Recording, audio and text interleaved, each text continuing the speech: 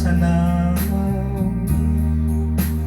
ที่สวยน้ำซักผ้าถึงเมืองปากเซโอ้น้องนางนารี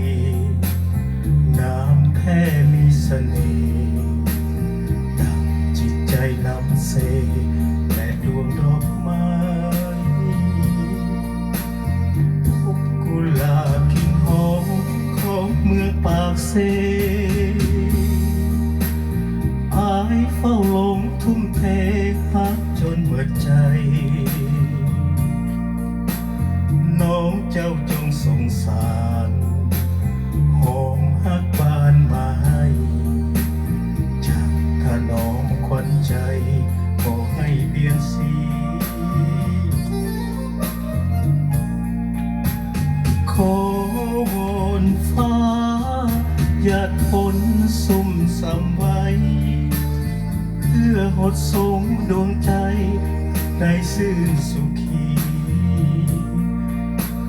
เอ่ยสวยเบ่งบาน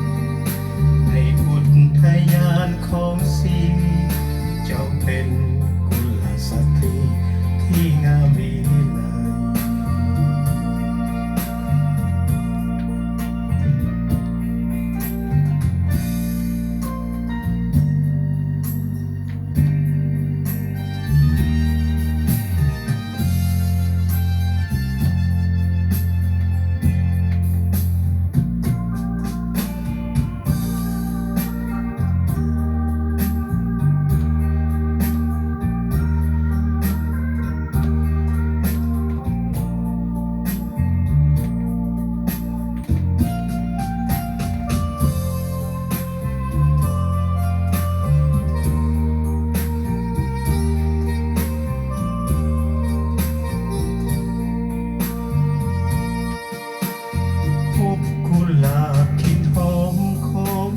ปากเซอายเฝ้าลงทุ่มเทหาจนหมดใจน้องเจ้าจงสงสารหอมฮัดบานไม้จากขนมควันใจบอกให้เปลี่ยนสีขอวอนฟ้าหยาดฝนสุ่มสำไว้เพื่อหดส่งดวงใจได้ซื่นสุขีเอ่ยสวยผิดหวัง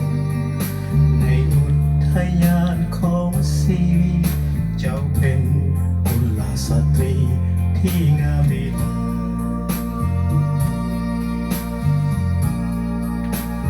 ขอ